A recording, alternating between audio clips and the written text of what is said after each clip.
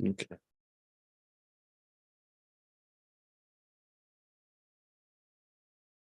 All right.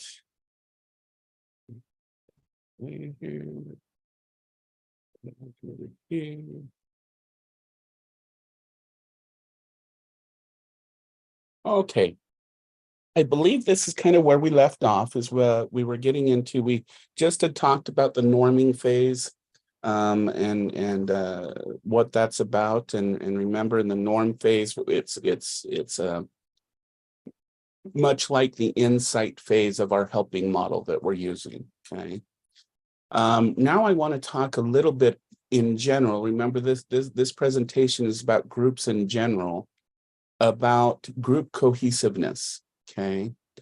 And the way that it's being defined here is group cohesiveness measures the loyalty to the group by its members. Okay. Now you may want to ask why is that important with a therapy group? And what it really comes down to is levels of trust. If I were to switch any wording in here, group cohesion is measure of loyalty and trust to the group by its members. And the reason why I say that is that in a group that has good cohesiveness, you're more willing to really open up and express what's going on. You want to be more actively engaged with the group, for example. And on the kind of technical end, people are less likely to break things like confidentiality, and keeping things in the group instead of going and talking with their friends about what so-and-so said. Okay. So group cohesiveness is an important thing to keep in mind. And there's certain components of it that really inform us about that inform us about how to make it so that we have this cohesiveness. And the first one is a level of participation. As cohesiveness rise, so will participation. Okay.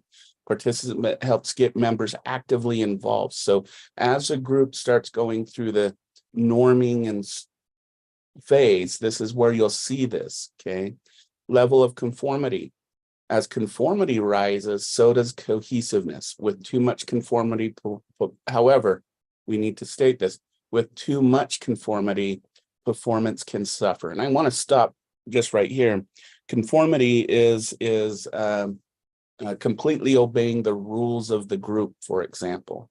Only taking the group facilitator's lead, getting to the point that everyone conforms to whatever is being said. So there's no talking things out, no new information comes into the group. Okay. And so this is what it's meant by too much conformity can kind of make the group suffer, because you kind of get in a stagnated level. And what you want is a healthy level of conformity. You want everybody there being actively involved, but it's kind of the idea that, yeah, we want to conform to what we should be doing for our treatment, right? So I'll just bring up like the 12 steps, wherever you are in the 12 steps for that addiction group. You want to conform to what you need to get through that step and be able to open up about what you're going through. And that takes a certain level of both conformity and autonomy. Okay.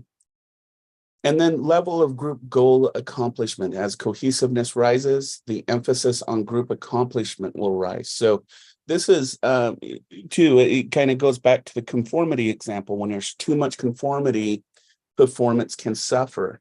Okay.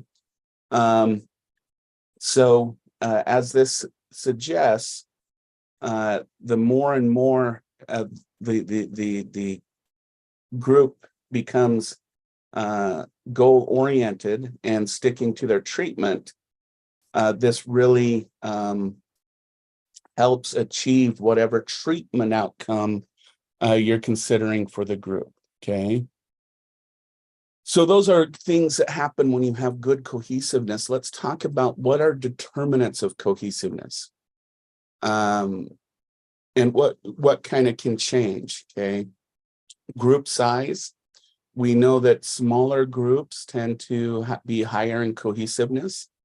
And this is why we say, I usually would not run a group that has less than 4 individuals in it, because you get too much cohesiveness in the situation.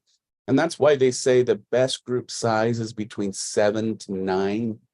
And so that's where you kind of want to, that's kind of the golden range right there. Manage diversity. Diverse groups are often come up with better solutions. So this is the idea that we should, in this group, we should honor each other's perspectives, honor that everyone comes from a different background, some different culture, different ethnicities, and respect that within the group. And sometimes, and the best way to kind of do this as a facilitator is say it's always good to learn from a different experience and a different approach to a problem, okay? Group identity, we'll spend a lot of time on this next week. Group identity is when cohesiveness is low, encourage group to adopt a unique identity and engage in healthy competition with each other. So this is a double-edged sword in a lot of ways, as we'll talk about when we get into social identity. You want the group to identify with each other, that we're there with the same issues, the same common thing. But as we'll learn with social identity, there could get to a point where that group identity becomes the individual's complete identity. Meaning that, someone who is really into their addiction treatment might focus on the only identity they have in that moment, which is addiction.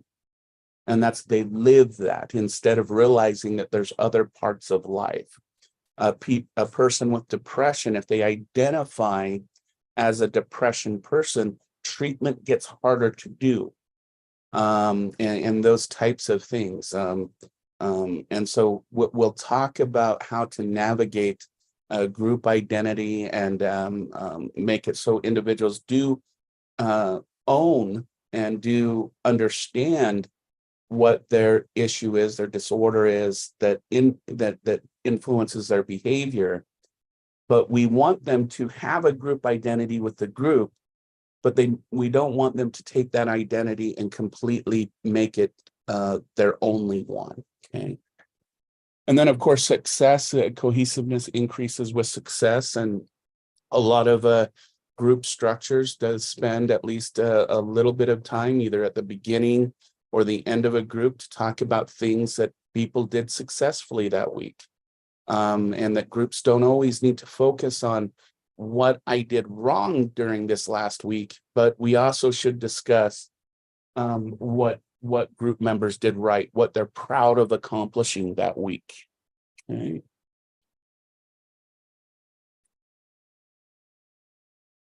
So again, these are just some factors that then it can influence. So we talked about a common goal, success experiences, size, and then these last 4 I want to slow down, because we've already talked about the size, success, common goals, those kinds of things. We also have to recognize that there are human factors that play into the human and cultural factors that play into group and group attendance and cohesiveness. One is interpersonal attraction. And this really, in the group setting, really comes into play in 2 kind of contexts. One is when you have a mixed gender group, okay? The people who tend to be more attractive tend to get more attention, both from the facilitator and the other group members, which can leave some group members feeling like they don't belong, okay? And you know, we do this unconsciously. And I want to make this clear. This is one of those things that you have to learn about yourself. And like I said, you need to, that bag of biases we have, we need to leave it outside the group room before we go in, because this can happen on an unconscious level. And I'll give a kind of a clear psychological research application of this. And that is, a lot of people challenge identical twin studies. Identical twins are babies that are born from one single egg and then split and then developed separately. But what makes them intriguing is they have the same exact genetic codes. Okay, so the assumption is that when they leave, and they're separated at birth, let's say, so one ends up in Idaho, one ends up here in Arizona, and they're raised by different families. The assumption is that any similarities between those individuals, personality-wise, goal-wise, is genetically determined. Okay, that's the basic paradigm of twin studies. But the challenge to that is that we tend to treat individuals based on not only the way they behave to us, but their looks. Okay, so in some classic research done in preschools and elementary schools, we go in and we give an overt assessment of attitudes towards children. And of course, most teachers understandably say that they treat all of their children equally. They give them the same amount of attention. And I have no doubt that in their mind, they feel like that they're doing this. But when we measure it, and then we take scales of level of attractiveness, we find that teachers who swear they treat all their children the same still give the more attractive children more attention, more positive feedback, less criticism of grades. And when I talk about attention, they give them attention at a 3-to-1 ratio to other children that are less attractive. They tend to give the least attractive children in the classroom more harsh, quote unquote, punishment for doing something wrong. They give negative feedback instead of positive feedback, and they don't give them attention for very long. Okay. And so the challenge to the twin studies is, if you have two children who have the same attractiveness, even when people say they don't treat them the same, they're probably treating them the same. And so that's just a kind of a sidebar, but the same thing goes with interpersonal attraction in the group setting, in the therapy setting. And I will say that when I did the clinical supervision in this area, this was a very common issue with novice type of group facilitators. Is again, we measure it and we find that they're giving these certain individuals more attention than the rest, even if those certain individuals aren't as engaged as the rest of the group is. Okay, so this is something we need to watch out for as far as giving attention and whatnot. Okay, now what does it have to do with cohesiveness? On one end, it can bring it down if only attention is given to the attractive individuals. Okay, on the cohesive end, when we are all in the group, we all have, for example, the same standard of living, similar dress, those types of things. And you don't want to encourage this in any way, but you know, the perfect group would be where everyone comes from kind of the same place, even though there might be diversity in that. Okay. All right. So external threats is anything that can threaten the group from the outside. Some of the obvious ones can be things like insurance, funding, more of those organizational things. But really, when it comes to the group process, is the biggest external threat to individual success is people outside the group that might think group is ridiculous, that might think there's nothing wrong with your group members, or they're very negative about the group process and the individual being involved in the group or any type of treatment. Okay. And so that's one condition where external threat really plays a role. The second condition is when there's a sudden event that happened to the person. So let's say, from extremes, they had a really bad argument with their spouse or intimate partner the day before, to their house burning down. Okay.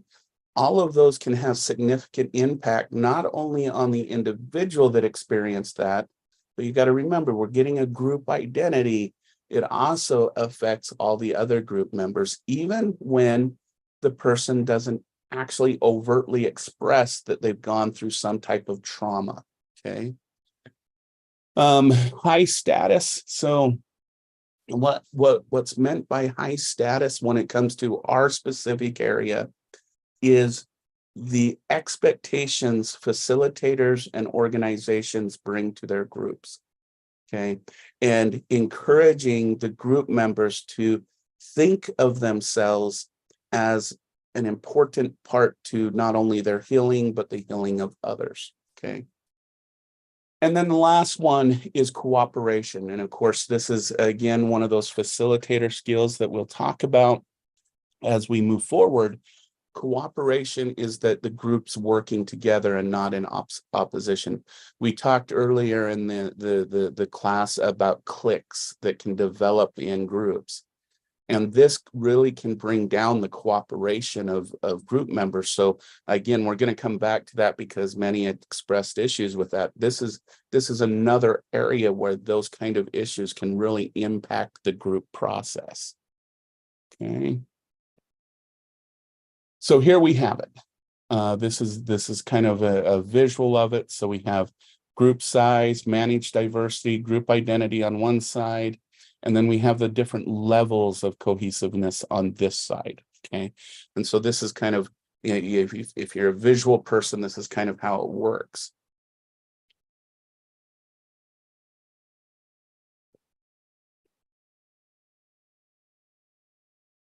Oops. So I want to talk for just a moment about what's known as group think. Okay. The desire to agree is so great that it dominates concerns for realistic appraisal of alternative course of actions.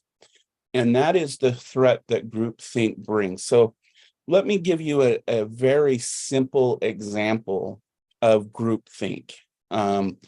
Let's say you enter a room and there's a long table and there's 5 individuals who are sitting at that table, and you sit at the end. Okay. And then this person comes in and asks you to judge the length of a line compared to a comparison group. So they present 3 lines. See if I can do this. So this is going to be, let me just do this. So I'll kind of try and do this. Okay, I kind of have it. So this is A. And then what the participants are supposed to do is determine which line of A, which of these 3 lines in B are equal to the line in A. And well, if we number these 1, 2, 3. If I did my artwork right, the right answer should be 1. Okay. But let's go through this process. So the experimenter asks, and they start with the first person at the opposite end of your table. Okay. And let's say the first person says it's number 2, which is obviously wrong. Okay. And then the second, third, fourth, and fifth person say it's obviously 2 as well. The question is what is the individual in the 6th position going to say? Is he going to give the correct answer and go, you guys are idiots, it's number 1? Or is the individual going to give the incorrect answer, which is number 2? Okay. And what we find now, remember, this is a situation of groupthink where the individuals are complete strangers with each other. You never met those 5 people in your life, but here you have a situation in which the group is saying something separate from your perception, from what you feel is the right answer. And the question is what would a person do in this case? Well, what this was done by Solomon Asch in the 1930s, and it's been replicated over and over, is what we found is that about 75% of individuals will initially give the wrong answer. Now, again, this is a group with strangers, because the other significant part of this is that even when the experimenter corrected them and said, no, you guys, it's line 1, see it here, 33%, a third of people in this experiment argued with the experimenter and came up with a justified reason that the group, now we're getting cohesiveness in the group now, why the group is right and the experimenter is wrong. Okay, so now let's take this into a group setting where individuals are building cohesiveness, trust with each other. They have the same treatment issues that they're in the group for, so they feel a part of each other. They're feeling like they're not alone anymore. Okay, and then you start getting ideas that are counter to their treatment process. Okay, and the group decides that their direction is the way to go. Okay, and unfortunately, too much of cohesiveness and domination of the group by a few leaders really leads to this group thinking.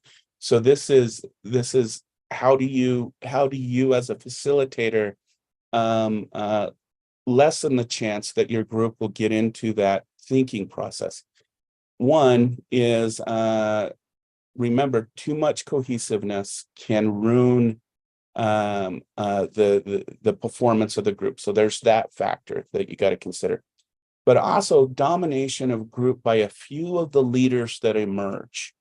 And once those leaders in the group emerge and they start agreeing with each other, everyone else in the group tends to agree with that person. And this is why a lot of groups start with thinking check-ins where everyone is included in doing a check-in. This is when you're doing a checking out, you go and say, the most common is what did you learn from today's group? And you go around and give everyone an opportunity to talk. And when you start seeing the group leaders develop and see who's really kind of trying to take those leadership roles, it's important not to start those check-in and checks out with the leaders. You want to disperse them throughout the check-ins and check-outs, okay?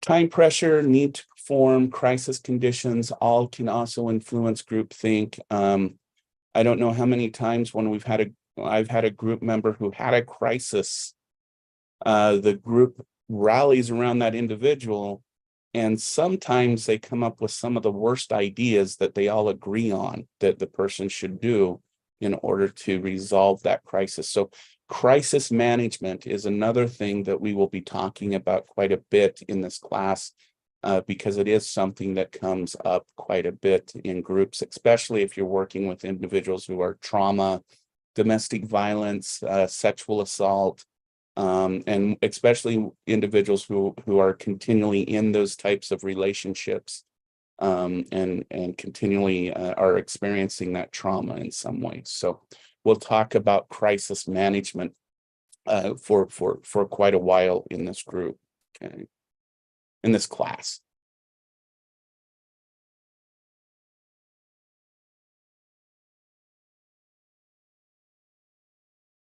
Okay.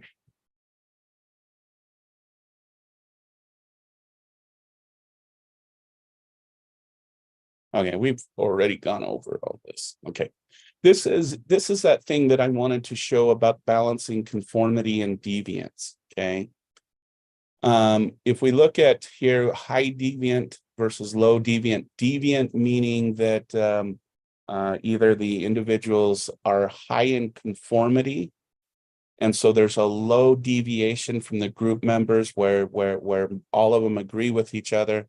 And then there's low conformity where there's high deviation. Everyone's not agreeing on anything. Okay. And of course, on this axis, we have performance, high, low. And as you can see, this the graph is an upside down U, where the best performance is where group members maintain some of their autonomy, but they also take away from what everyone is saying in the group itself, meaning that they're medium conformity and they maintain some autonomy. Okay. And so this is that example I was trying to explain earlier when it comes to these kinds of issues.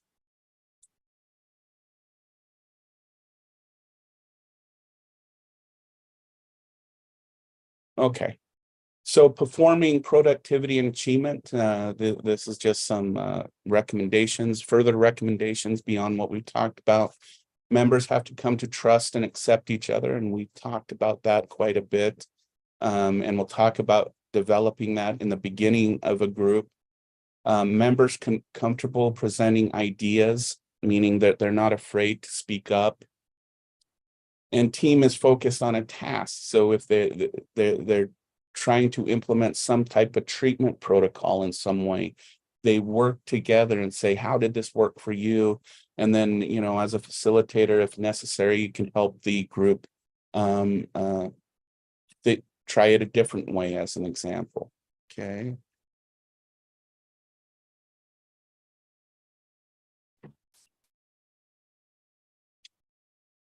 All right.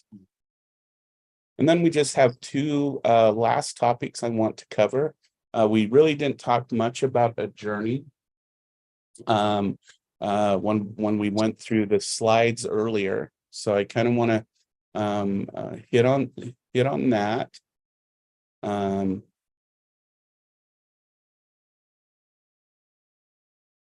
then we'll finish with one other quick topic. So adjourning or separation. This is really for groups that are closed a lot of times. Closed groups are groups where there's a defined start and end date to it, okay? Open groups are free entry groups. A person can come to the group and join the group whenever they're ready to be a part of the group, okay? So adjourning really comes to play or is solidified with those closed groups. Now, that doesn't mean an open group doesn't have an adjourning task. So most of the time when the person gets to a certain number, you know, courts will often determine this, like you have to do 24 weeks of anger management. And often these are open groups that you get into. And so you start, and the idea is you'll eventually get through all the material, right? But then at the end of that 24 weeks, the facilitator often sits down and does what's called an exit interview of some type, where they go over what did you learn, how are you going to take this information on further. So there's a closure to it, okay? And in those interviews and in that closing, there's things called terminating task behavior, such as, all right, what will you be doing when you're not attending group? How are you going to fill this time with productive things to do? Disengaging from relationships. So a lot of open groups, the person kind of just says goodbye when they've completed their part. In closed groups, there's usually some type of ceremony at the end, where people come and they say their goodbyes. Maybe a few might have became friends, so then they can exchange numbers, all that kind of stuff.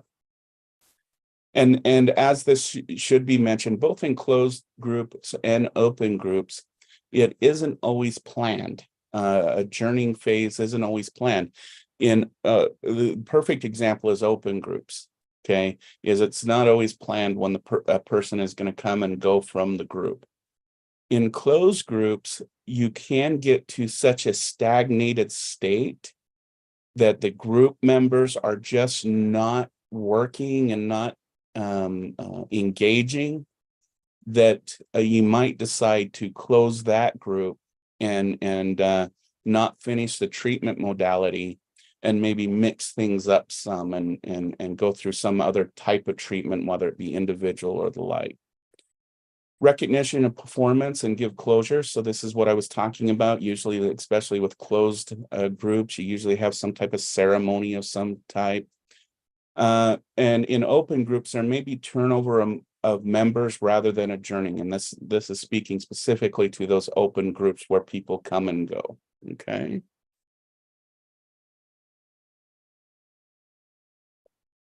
And we should recognize that culture does affect groups. And so one of the biggest cultural variables is collective versus individualistic cultures. So on a broad level, individualistic cultures are westernized cultures, such as the United States, those kind of countries that are more westernized. What was I about to say? And individualistic means that the person believes that they themselves are responsible for their success and failures, and they go through a justification process. And if you're failing, it's because of you. If you're successful, it's because of you, or because you got lucky, something like that. In collective communities, your responsibility is to your community or your family. You're when you're successful, your family is successful. When you fail, your family fails. And so it's much more community-based rather than that.